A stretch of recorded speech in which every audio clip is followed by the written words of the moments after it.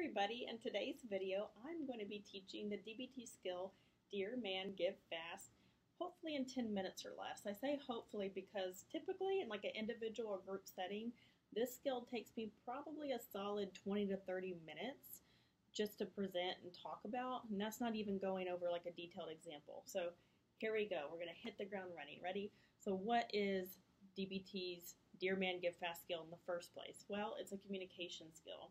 In particular, it's an interpersonal effectiveness skill, meaning it essentially helps us be effective at asserting ourselves, asking for something we want or need, or even saying no to somebody else's request.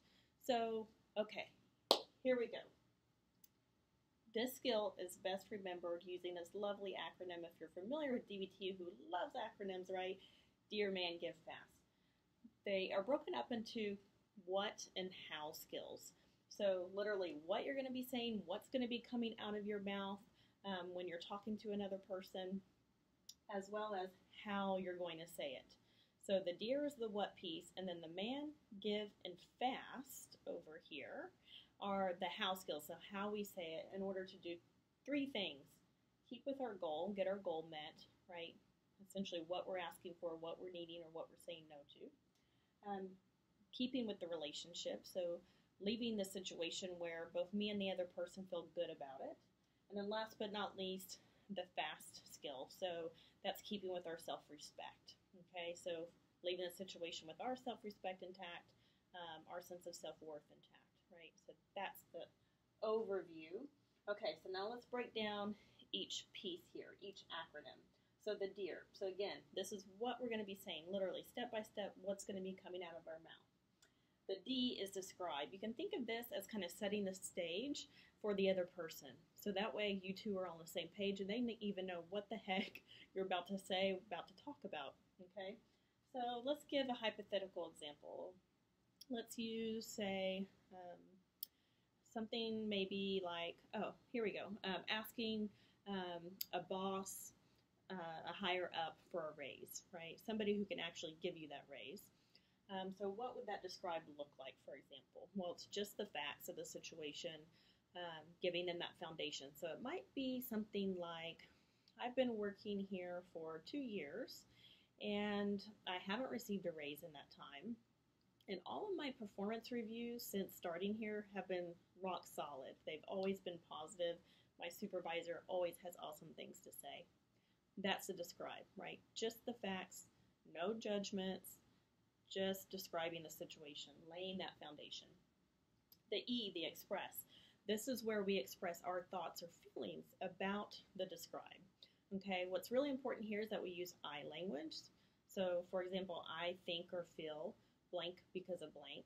And we try not to use you language, right, to be really effective here.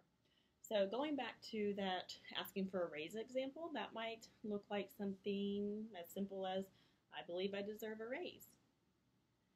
Next, the A. That's the piece where we are going to assert or ask for what it is that we're wanting or needing, or even saying no. Okay. So in the raise example, that might be, I would like a raise of 5% of my current salary, or say $5,000, XYZ. What's key here is that you're specific, right? Another piece is to ask, can you give that to me? Specifically ask for what it is that you're wanting or needing, or saying no to. The R, that is reinforcing the relationship. So this is actually really key to your DEAR part.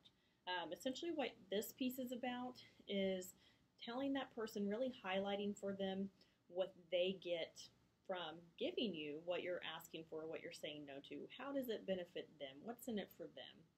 So going back to that raise example, it might be, you know, if I receive this raise, I want you to know that I would feel very valued as an employee. I'd feel really respected, and I think it would reflect my value to the company. Okay, so now, how we say this, right? Man, give, and fast. So starting with how we say it to keep with our goal, we have to stay mindful. We say it mindfully, right? So that means if somebody, the other person, tries to get us off track, right? Give us a red herring, if you will. We're not going to take that bait, right? We're going to ignore it and, like a broken record, go back to our express, assert, kind of back to the dear piece, not getting off topic. The A, appear confident. That is what it seems, right? It's really being mindful, focusing on our nonverbal communication, making sure that we are portraying confidence, as well as, respect. We don't want to come across as overly aggressive or, too meek either. We want to be able to reach our goal. And in order to do that, we need to be confident, make eye contact, have an open posture, tone of voice, volume of voice, right? All respectful and confident. The N, negotiate. So this is being willing to negotiate whatever you're asking for, whatever you're saying no to. So being willing to compromise in order to get at least a little bit of what you're asking for, right? And so going back to our raise example, that might be, okay, so you can't give me the full 5% raise. What can you give me? Kind of turning the tables a little bit, putting the ball in their court, seeing if they have a suggestion. Okay, so maybe we get to a 3% compromise. Okay, what about any additional PTO days off, right? So still knowing that there's room for negotiation, room for compromise. It's really good to know this even before going in to the situation, what you'd be willing to compromise. Okay, now the give skills. Okay, so starting with the G, be gentle. So essentially, in a nutshell, this is being kind, being respectful, being gentle with the other person. I, to act interested. So this is not to feign interest, not to pretend like you're interested. Essentially, it's being mindful, showing them that you are interested in what they have to say. It's making eye contact, nodding, saying yes, okay, things like that, right? Letting them know that you're actively listening. The V, validate. I feel like this is huge. This is perhaps the biggest skill in the relationship skills. So validate is not necessarily agreeing with the other person, right? Not agreeing with their thoughts or their feelings, their point of view. It's essentially just telling them that you understand what they're saying, that you get it, right? So reflecting that back to them is helpful. So, okay, I hear you. The company's really not at a place financially where you can give me that raise. Okay, I understand that. What might be some other benefits that you could offer so I can feel valued as an employee, right? Validating that. Easy manner. So this is like it sounds, using an easy manner, coming across as easygoing, not taking things too serious, too rigid, right?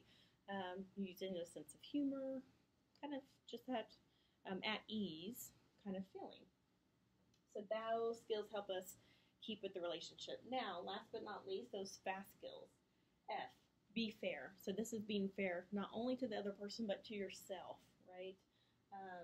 Not minimizing anybody's needs here, being fair in a situation. A, no apologies. Obviously, if we need to apologize to somebody because we made a mistake, we need to own up to that. We need to apologize.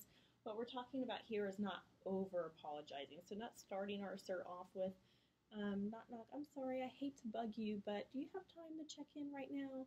Or, I hate to ask, but do you think I'd be, eligible for a raise? It's none of that, right? It's not apologizing for what we're asking for, who we are, our values, none of that.